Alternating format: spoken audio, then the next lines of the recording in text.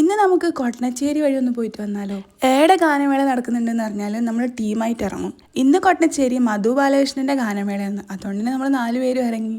അമ്പലത്തിൽ പ്രതീക്ഷിച്ച അത്ര തിരക്കൊന്നും ഉണ്ടായിട്ടില്ല, നല്ല തിരക്കുറവായിരുന്നു. കഴിഞ്ഞ പ്രാവശ്യം വിനീത് ശ്രീനിവാസന്റെ തിരക്കിന്റെ പകുതിന്റെ കാൽ ഭാഗം മാത്രമേ ഇപ്രാവശ്യമുള്ളൂ. പിന്നെ ചന്തയും കുറവാണെന്നുണ്ടായി. പിന്നെ ഈ ഒരു സംഭവം ഉണ്ട്, ഡാൻസ് കളിച്ചുകൊണ്ട് കുലുക്കി ഉണ്ടാക്കുന്നത്. എന്തായാലും വരുമ്പോൾ കുടിക്കാന്ന് വെച്ചു.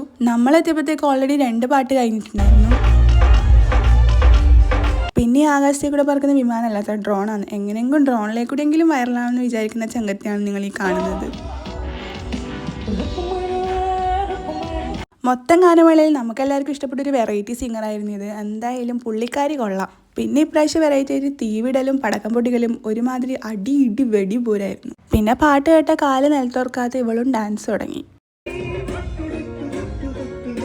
പിന്നെ അതിലെ തെണ്ടിത്തിരി നടക്കുമ്പോഴാണ് നിഖിലേട്ടനെ കുറേ പേര് ആക്രമിക്കുന്നതാണ്. പിന്നെ മനസ്സിലായി ഇവൻ്റെ ഫ്രണ്ട്സ് ഡാൻസ് കളിക്കാൻ പ്രോത്സാഹിപ്പിക്കുന്നതാണ്. എല്ലാവരും ഫുള്ള് വൈബ്. പക്ഷെ ഞാൻ ചത്താലും ഡാൻസ് കളിക്കൂല എന്ന് പറഞ്ഞുകൊണ്ട് നിഖിലേട്ടൻ അങ്ങ് മാറി നിന്നു. പിന്നെ ഒരു 12-12:30 ആയപ്പോൾ നമ്മൾ അവിടെ നിന്ന് ഇറങ്ങി ഒരു കുലുക്കി കൊടുക്കാമെന്ന് വിചാരിച്ചു. ഒരു കുലുക്കി പറഞ്ഞാൽ ഡാൻസെല്ലാം കഴിഞ്ഞിട്ട് മന്ത്രിക്ക് ഒരു ശുപാർശ കൊടുത്താലേ കുലുക്കി കിട്ടുള്ളൂ. ചെങ്ങായി ഫുള്ള് വൈബ്. അങ്ങനെ 2 പൊട്ടിക്കുകയും ചെയ്ത് കൈയും മുറിച്ചു. അങ്ങനെ ഓരോ പൈനാപ്പിൾ കുലുക്കിയും ബൂസ്റ്റ് കുലുക്കിയും കുടിച്ച് നമ്മൾ നേരെ വീട്ടിലേക്ക് പോയി.